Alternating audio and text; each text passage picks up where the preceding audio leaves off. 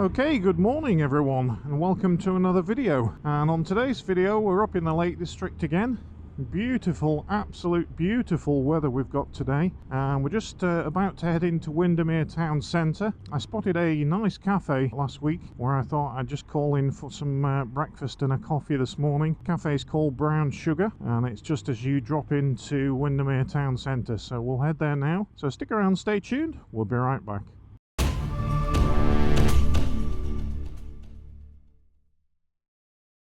So we're just going to turn left just here into the main town. Plenty of people about. It's about 11 o'clock in the morning. Let's see where we can park. We're just going to drop around the corner here and the cafe is just on the right hand side. So Brown Sugar Cafe. Beautiful building. Right on the corner. Seating inside, outside and upstairs by the looks of it. Parking 1 hour. No return within 1 hour.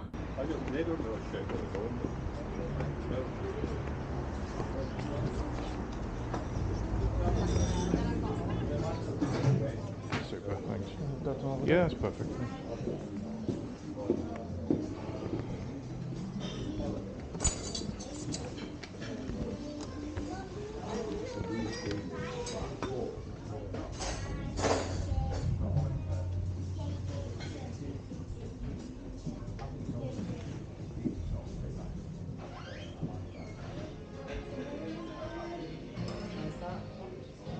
Yeah. Oh, okay. Yeah, a full English breakfast. Okay. Can I get a cappuccino? Yeah. And a fresh orange juice. Thank you. Super, thanks.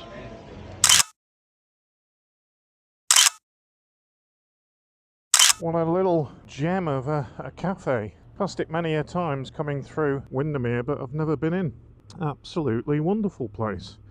Not the cheapest place in the world, but very well presented, and the food is superb. So we'll go there again. Bring the wife at some point. So what we're going to do now, just heading around the one-way system around the town just here, and then we're going to go over Kirksten Pass, drop down into Ullswater. We'll come round by Pulley Bridge and head back that way, I think. So as you can see, absolutely beautiful day, and I wanted to get out, get another cafe in. Don't know what to call this series really, because we've done the cafe series. What should we call it? In Search of Coffee and Cake? Although that was a full English breakfast I had, which was well needed on this day. It's actually, well, showing 10 degrees on my speedometer, but it's actually about 6 degrees in reality. That'll come down a bit because I've just obviously started the bike to get rolling. I know on the way up here today it was showing 5 degrees on the motorway when I came up from Lancaster. I've got my winter gear on, got my heated gloves, and I've got some thermals on underneath, and also my airbag vest also keeps me a little bit warmer as well. So we're just going to do a right just at this roundabout. It's a really horrible roundabout to navigate. Many accidents there. So I have to say this is my most pleasant time of the year. Maybe not for temperature, but just for the scenery. Just because of all the autumn leaves turning like bronze gold colours. Beautiful, absolutely beautiful. Roads are still a little bit damp underneath all of the trees, so taking it nice and easy. But while I was coming up the motorway today, I was just looking at this dash actually. There's a couple of things. So on my last video where I gave you my final thoughts on the Triumph Tiger GT Pro, one of the niggles was with the dash. Although it was a brilliant big dash, it was just laid out all wrong. When I look at my own dash just here, I think it's the most comprehensive laid out dash that I've come across on most bikes that have LCD screens. You know, you've got the time in the top right hand corner, which is great, and then you've got your tachometer, your miles per hour, your gear indicator, your fuel gauge on the right hand side, so your air temp and then your engine temperature, and then I've got what mode I'm in, what power, traction control setting and suspension setting, and that's all I need information wise on the screen. Everything's on the screen. I don't have to flick through menus to get to it. So I think the MT10SP and the Yamaha R1 are the best dashes that I've come across. Now, one of the things on the standard MT10, it was just a digital dash, it wasn't a colour TFT. But for 2022, they've taken the R1 dash, so your standard MT10 comes with a colour TFT dash now, if you buy the new model coming in next year. And the other thing that I found as well with riding the Tiger was just the windscreen. I mentioned about adjusting it up and down and lowering the seat and things. What I did find, because I'm really wrapped up today and it was the same temperature last Sunday, and I was actually warmer on the Tiger than I am on this bike, with this bike being such a naked bike. So I actually did sell my touring screen, actually both of them, the Yamaha one and also the Puig touring screen with the aerofoil on the top. I thought that was a little bit better than the Yamaha one. So I've actually gone and ordered another Puig touring screen, just to get me through the winter really, just to take all that wind blast off my my body section, which was the main thing on the Tiger that I found I wasn't getting cold just because the wind wasn't hitting my chest. So I've got that coming this week, so that'll be fitted to this bike. We were back on this bike for 15 days, I think it is. Yeah, 15 days before we get the Speedmaster from Triumph. We'll be out on the Yamaha MT10 a lot, which will please a lot of you because I know you like this bike, as I do. And I love throwing a leg over it and going for a plod around on this bike. It's really, really my favourite, as you know. I do get a lot of questions about, you know, would I trade this in for the new MT10? Absolutely not. This is a keeper. It's always going to be with me. I'm not going to sell it. Both of my girls want to ride motorbikes when they grow up, so now the question is, can they actually get petrol for it when they grow up and old enough to ride this bike? Who knows? So, any newcomers to the channel, if you've not been up into the Lake District or up any of the roads, this is absolutely one of my faves. And as you can see from the mountain range just over in the distance there, this winds its way up, all the way up to the top of Kirksten Pass, where you've got the pub at the top, and then it drops you down the other side of the valley into Ullswater, which is another favourite haunt of mine. Some great eating places as well in Pulley Bridge. Also, you've got the St Patrick's Boat Landing Cafe right on the side of the lake, which is another one of my faves. Now, all of these cafes I'm actually registering and putting on the Triumph Ride Out to Help Out, which is an initiative from Triumph that actually helps support local businesses and cafes, as a lot of us do frequent cafes, pubs and things for breakfasts and lunches and things when we're out on our bikes. What I do is anything that I think is very good and deserves, and I put it on the Ride Out to Help Out website and register it. And if you have a look in the description below, you'll actually see a link, and on that link you can see a map which has a dot for each cafe all over the UK that has been recommended. So I think that's a great initiative. I think they could expand on it a little bit and put more detail if you click onto the actual dot on the map. Maybe a star rating would be good on how people thought the service, food and experience was. That would be good. But yeah, I believe the cafes get a plaque or something. But yeah, look at those rolling mountains and hills. Absolutely beautiful. Temperature's back down to about 5 or 6 degrees. Now if you are coming over this way, it's normally quite busy because it is a popular route, especially in summer. But this road is one of the routes where there's a lot of motorcycle accidents. When you're going over here, just take it a little bit easy. You can have dry stone walls that fall down and sheep get out of the field and over the road and all that kind of stuff. And then you can get idiots coming round corners on the wrong side of the road as well in cars. So just a word of warning if you are coming over this way. Just take it nice and steady, enjoy the view, which is what it's all about. And then just round the corner, just up here, you've got a car park and the Kirksten Pass in just on the right hand side. Very popular in summer, people sitting outside having some food. But on a day like today where it's freezing. So currently we're on the A592, little sign on the road just there saying 50% of all accidents involve motorcyclists. Like I said, take it easy.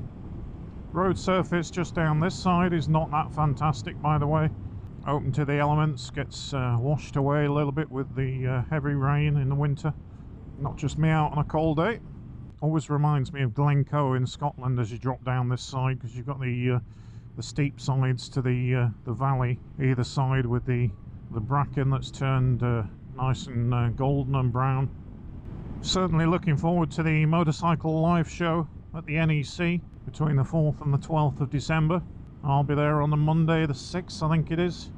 Looking forward to seeing what the manufacturers have got. An awful lot of revisions to paint schemes and just subtle changes on motorcycles this last couple of years, what with the COVID situation and manufacturing problems, which I don't know if a lot of you are aware, but electronics and chip shortages in Asia, and that obviously affects car manufacturing, even bikes as well, because all the electronics on the bikes all have chips in, and yeah, there's a real problem, real shortage with the company that I work for. One of the products we can't actually get until May next year, which is utter madness really, especially when you're in sales and you can't sell your product because you can't get hold of it. Sadly, I can't see the new MT10 because it's not there. Yamaha are not there, which is rather odd. I see they've gone to EICMA in Italy, so hopefully we see some pictures of that coming up. So one of the passes that I've not managed to do this year, and I keep meaning to get up to it, for some reason I keep putting it off just because of the weather's not great. Obviously a day like today would be fantastic, and that's Buttermere. So I'd love to get up to Buttermere to head over that pass. So I think we'll actually have a look to see if there's a cafe up there or somewhere we can get some food and things, and we'll try and include that if we can get another day like today before the fullness of winter kicks in. And just along here you can probably just see in there, and this is where St. Patrick's boat landing is. Little cafe there, very good, very busy in summer, but this time of year it's quite dead really. Not many people around, not many people here. I'll just give you a quick look round.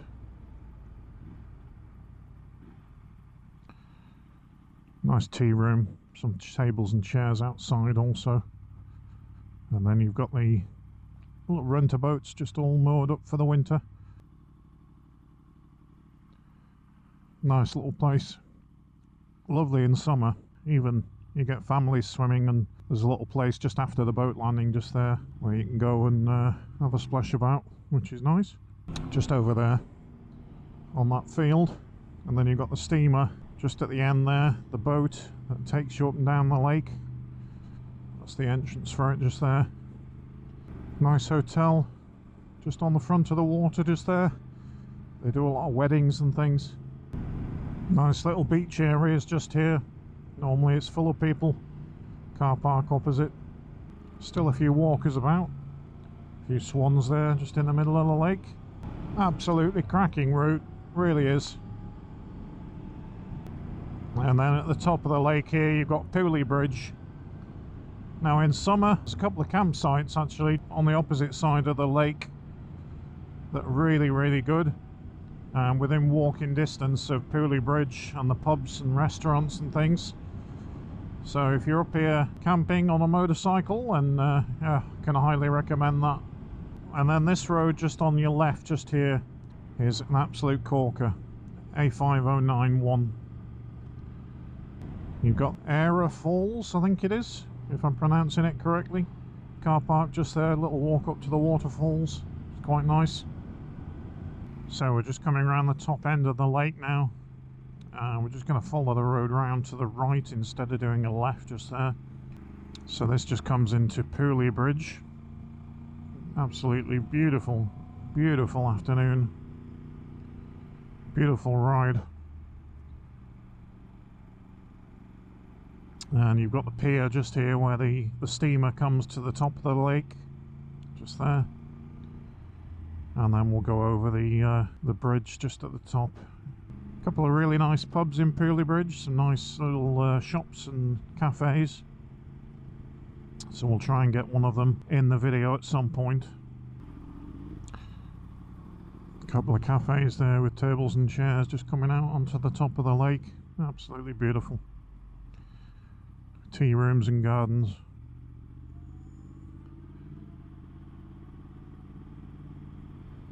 You've got the Crown Inn just on your left. It's got a beer garden out the back, and the Pulley Bridge Inn on the right here. Plenty of seats and tables outside. And then you got the Sun Inn on the left just here. All very good. Been in them a few years ago now, not recently. And then this road takes us out onto the Shap road actually. So that's the route back for the afternoon. We're going to head over this road, really nice route also, and then we're going to pick up the Shap road, which will take us across the top of the mountain and drop us back down in towards Kendal. I remember doing this route actually about 3 years ago now, and I ended up back down at Devil's Bridge to get a nice cup of hot coffee, and I remember I couldn't keep the drink in the cup because I was shivering so much. My hands were so cold. I was just spilling the coffee everywhere. Obviously that was before, so it must have been 5 years ago. That must have been before I had my my heated gloves and better thermals. But saying that, it was about 1 degree when I did it. So if you are coming up this route, when you do get to the road end here, you can go left, which takes up to the Penrith junction near the M6. And then from there you can actually go over towards Alston, which you can see in the distance. But yeah, Alston and the road over towards Alston is one of the most famous car and motorcycle routes. Now there used to be a great cafe just on the top of the summit. Can't for the life of me now think of the name of it. I'm sure someone will remind me. But yeah, it burnt down one winter, and then they were making plans to build another one, and unfortunately that's been scrapped. They're not doing it anymore, and it was meant to be a pretty awesome building structure site that they were going to build. A lot of investment, but I think with COVID, I think that's had an impact on investors, and it's not gone ahead, so not happening, which is a shame. So yeah, we're just passing over the M6 just now, and like I say, we're going to do a right just at the end of this road. Now if you're up this way camping as well, there's a great campsite down to the right of us. The way we're going, we'll pass it, I'll point it out. Broughton Hall, that's it, 250 yards. Just on the corner just down here. Good campsite. Not too far to walk just from here to the pubs. About 300 yards. Now this road, I think it's the A6, and this take you straight over the top of Shap, drop you down in towards Kendal, or you can also jump on the motorway when you get to Shap village as well, which I might do today, and just scoot down the motorway a few exits. But yeah, it's an awesome road, quite fast. Sometimes get speed cameras, mobile ones along here. Don't think they'll be today because it's just too cold and nobody's out. But yeah, it's been an epic ride. Just coming into Clifton village. Slow down a bit. Community speed watch area. But yeah, what's happening on the channel? So we've got the Moto UK t-shirt, hoodies and mugs store actually up and running, and that's through the influencer store that services some of the top influencers and motorcycle YouTubers. And the link for that is in the description below, guys. So if you want to bag a hoodie or a t-shirt or just a mug to have your coffee in the morning, that's actually run by another company. I get a little bit of a kickback on it, but it all helps support the channel, so I appreciate that. Yeah, I look forward to seeing if there's any t-shirts walking around the motorcycle live show when I'm there on Monday the 6th. It would be nice to see some of you in the apparels. Thanks anyway for the support. If you would like to buy me a coffee, link down in the description as well. And yeah, I'm not going to go on about, you know, buy a t-shirt, buy a t-shirt, buy a t-shirt, but it's there in the description below if you want to help support the channel and get one. I've tested them myself and used them, and they are very good quality and they wash well. Not expensive. I think it's 20 quid for a t-shirt, 30 quid for a hoodie, or 8 quid for a mug. So yeah, like I say, description below. So we're going to have a nice smooch back now to Lancaster. Again, thanks again for watching the video. And if you're not subscribed to the channel, then hit that subscribe button, ding that bell for future videos coming up on the channel, and we'll catch you on another video hopefully in the week and towards next weekend. So yeah, have a good week at work, whatever you're doing, and take care, guys. Cheers.